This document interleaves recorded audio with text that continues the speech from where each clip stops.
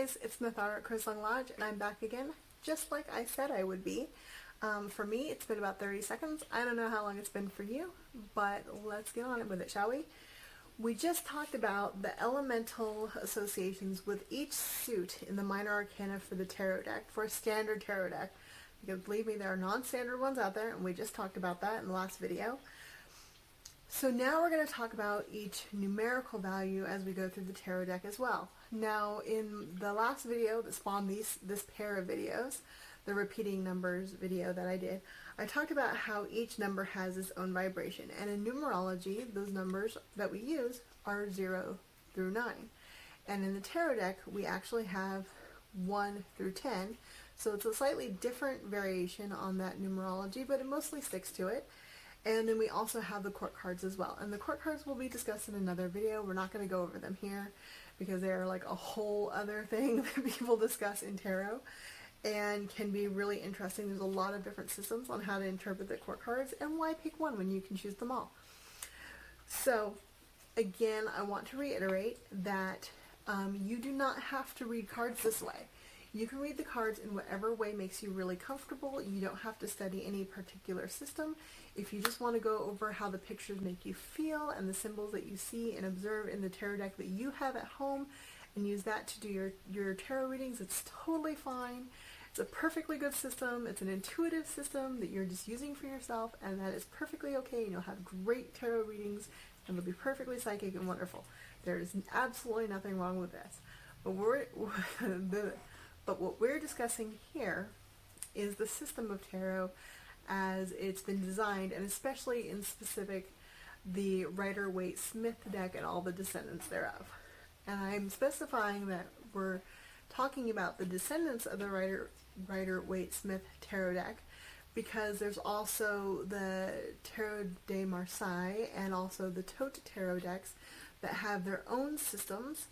Not completely different, they're all tarot after all, but they are slightly different and they're all read a little bit differently. And so it's important to acknowledge that like those are our three main ancestors for the modern tarot decks that exist today. And so they all are read a little bit differently, and that's alright. So basically what I'm trying to say is take what works for you and ditch the rest. Alright? So, jumping in. We talked about aces in the last video, but I want to go over them again for everyone, just because there's no point in not doing it. So, we talked about the elements, and so now we're talking about the number 1. So just talking about the number 1 itself. This number in tarot, not just in numerology, but specific to tarot, represents new beginnings. New beginnings can be like entirely fresh, blank slate, starting all over from fresh beginnings, like a new job or a brand new relationship, or moving cross country for new opportunities, or a new study or new practice, or a new realization of something, or it can represent a new stage of something that you're already doing. So in a relationship, this could be going from just dating someone to suddenly being engaged, or it can be having a relationship with a parent, but healing that relationship and discovering a new closeness, or it can be a promotion at work. So not like a brand new job, but a promotion into a new position. So this is something new happening, or a new stage in something that's already existing. So that's our number 1 in tarot. So for our number 2 cards, I'll show them all here for you since I didn't do that with the number 1. For our 2 cards, we're talking about balance and opposition, right? Because of the two sides of the same coin there. In every single one of these cards, you see that there are 2 of the pentacles or cups or wands or whatever, and they're balancing each other out or are in opposition to each other. And that's 2 forces that are pulling on each other, and that's either in an oppositional manner or to create balance. So in Pentacles, we're doing things like we're trying to balance 2 things so that we can do them both. We're trying to like manage our resources so we're not overtaxing ourselves. In the 2 of Cups, we're finding our other half here and trying to work out that relationship with lots of compromise. In our wands, we're making our plans for our future so we don't overtax ourselves. And in our swords, we're trying to decide between two options that we have. So here we're talking about opposing forces, either picking between them or finding a place of balance and compromise between them. So two forces is the number 2 in tarot. Our number 3 here, you can see all 3 cards here again. Here we're talking about creativity and fertility. And you see this echoed as well in the Empress card in tarot. And so here we have all sorts of different scenarios, and kind of the one deviance, and we see this kind of often in tarot as well, is going to be with our 3 of Swords. And that's just it. Tarot is not real strict when it comes to numerology, and that's okay. So here we're seeing lots of people being creative or celebrating or creating new plans, whatever that suit kind of dictates. We're talking about, in our Pentacles, we're talking about coming up with plans for the future and figuring things out.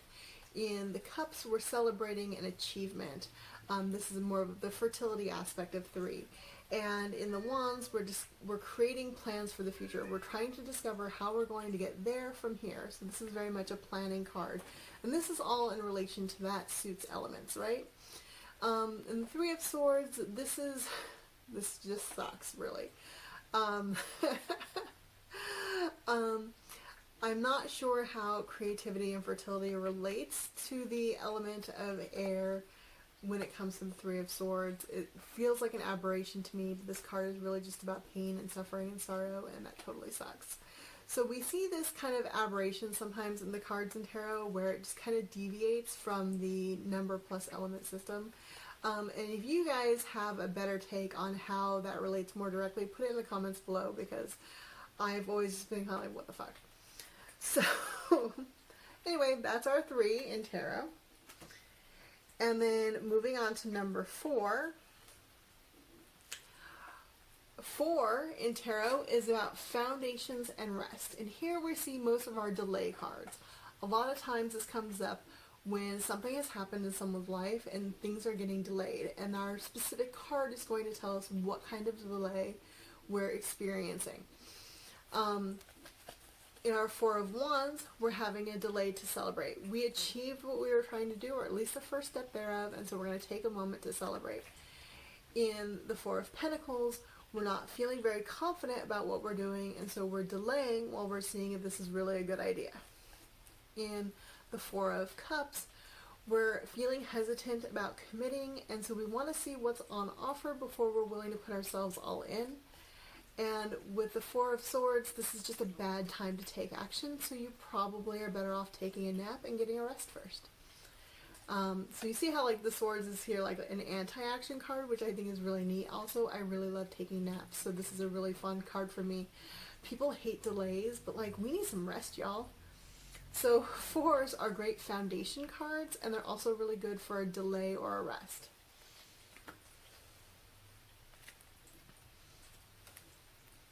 We talked about 5s in the repeating numbers video as well, and here our 5 is really going to talk about change and freedom and letting go of what we don't need, chaos and liberation, evolution, those kinds of things. And so here we see like all the different elements of that. With the 5 of Pentacles, we see people who are on the move and they're probably liberated from their funds. So we have the Pentacles here. This card definitely shows people who are out on the cold. And it's very interesting to me that we have a church in the background, because the church is kind of like the symbol of order and stability, especially at the time that the deck was created. And so that these people are outside, that shows that they're out in the cold and the chaos.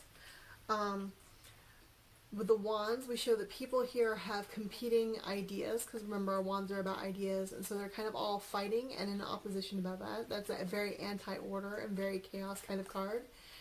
Our gentleman here with the Cups is losing track of his emotions. He's focused on these ones that have spilled out and are lost instead of looking at the two that are still full and valuable. So this is kind of a mourning card, but he too is released from his shackles. And then our gentleman here has won a fight, but he's not very happy about it. So he too is experiencing the loss of chaos. It's kind of sad that all these like number 5 cards seem kind of dour and sad when really 5 can be so positive. My name number is 5, and so I'm really attached to that number, guys. Moving on to the number 6. 6 is the number of community and family in numerology, and we see that reflected in the tarot pretty well. So in our 6 of Wands, where we have our community and family number expressed through ideas and stuff, we have this gentleman being lauded for victory. So here our community is in on our ideas and plans. In Cups, we have our community and family in our emotions. So this card is literally about family. Family and household. And so that's really great. And then, oddly enough, our community and family card in the Swords is about travel and leaving them, like physically relocating. This is what comes up when people are changing place. This is what happens when people are moving to a different house or town. So again, 6s being all, or the Swords are being all like anti-number, but that's okay, we still love them. And then our 6 of Pentacles here, we're connecting with our community, we're making those sales, and we're being successful in acquiring our resources, like whatever we're doing business-wise is taking off. So that's the number 6 in tarot.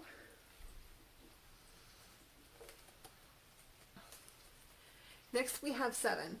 In numerology, 7 is really about acquiring skills and knowledge. This is about completing tasks and achieving satisfaction. And so in our suits, we see again that our swords are being weird. This guy is, again, he has achieved what he set out to do, and he's stealing some swords. So our swords are like very strangely negative. I really wish they saw a lot more balance in tarot, but they just freaking don't. And then here in our wands, we have this gentleman who is fighting off these ideas pretty successfully. I kind of always think of him as like the guy who's in charge of the debate club, who's always really, really super successful. This guy here, he's ready to harvest his pentacles off this vine. So again, we're seeing this success. And here, this is kind of, you have all these wishes in the clouds that are represented, the wishes are represented by the cups. And this gentleman just has to pick which one he wants to go for. So again, we're seeing that kind of all the knowledge is available, what do you want to go for kind of situation that the 7 represents. So that's what's going on with number 7 in tarot. And then we're going to talk about the number 8 again. We talked about it a little bit again in the repeating numbers video, but we're going to talk about it again. Normally in numerology, 8 represents time and also business aspects and stuff like that. But in tarot, it really represents things that take place over time and take a lot of commitment and effort. And so this is often associated strongly for me with manifestation. So we spoke before about the woman who's with the swords, how she's tied up and bound, but she also has all these swords so she can get free. So this is kind of the manifestation of fear and worry. This person has all these cups available but has chosen to turn their back on it, so they're going to manifest something better in the future. This person is manifesting all these pentacles through his hard work. Again, pentacles representing the physical realm again, so he's bringing about his fortune through his own physical hard labor. And our 8 of Wands is representing all these ideas and thoughts that are possible. We just have to pick which one we want right out of the sky. So that's the number 8 in tarot. Now, the number 9 in tarot is a little weird. Like I said before, numerology goes 0 through 9. But in tarot, we go 1 through 10. So 9 and 10 is a little bit different, well, a lot different from numerology in that instead of 9 being the number of completion, we have that in the number 10. So 9 instead comes across as the number of one more step to go. So it's kind of a little bit loaded because things are almost exactly what you want them to be, but You need to take one more step to lock them in, or you risk losing them. So we see this here with the Nine of Cups. This merchant is here and he's counting all his gold and everything's going great, but if he doesn't follow through, he's likely to lose all that as well. The Nine of Swords is kind of nice because this person here is waking up from a nightmare. So even though they saw all these horrible things happening to them, none of them are likely to happen. So luckily all that was just in their mind and none of it's real. So that's kind of a positive card for the sword. The Nine of Wands shows a person here. They've put up what seems to be a fence behind them and they have a wand ready to go, but they look a little bit roughed up from battle. I don't know if you can see his little bandage there on his head. So he's all ready and set to go. He just hasn't taken that step to make things happen yet. So he's all ready to go. He has all his ideas, all his resources at the ready. And then our beautiful woman here in her garden. Her garden is blooming like crazy and everything is all set and everything is golden and wonderful. She's all set to go. She just has to not mess it up. Like everything is on track and she just needs to keep it going forward. With our tens, this is where we have the number of completion in tarot. And so here's where we have all the things. So here in the wands, the 10 tends to be a little bit burdensome. We have basically all of the ideas here. And this person is feeling a little bit overwhelmed by their burden. So this is almost like too much wands. And we have the same situation with the swords. This person has been stabbed in the back by all 10 swords. Too much swords, too much pain, too much action. But when we have the cups, this is all the happiness. So these people have their happiness is completely complete. They're completely emotionally fulfilled. It's a very happy card. So they have all the cups. And with the 10 of Pentacles, these people have their complete paradise. Instead of just having the garden, they have the dogs, the river walk, the happy couple, a big castle in the background. So instead of just the garden, they have the whole fantasy life. So this is all the Pentacles and they are also very happy. So you can see how we went from the 9, where it was like almost everything, to the 10, where you do have everything. It's a full realization of the suit. And so that's the progression between the 9 and 10. The 9 and 10s don't really make sense if you're looking at them by themselves, but once you see them together, I think they make a lot more sense. Anyway, I know this has been a slightly longer video than usual. I hope you don't mind, and I hope my explanations made sense. I did try to keep them a little simpler, because it's really just the foundation. You aren't really going to get a lot of really in-depth experience and information and interpretation with the tarot cards until you start using them and building on those foundations yourself. So once you start working with them and like applying those meanings to context, then they'll really start making more sense and you'll be able to build on them more. Anyway, I hope this helps and I will talk to you guys later.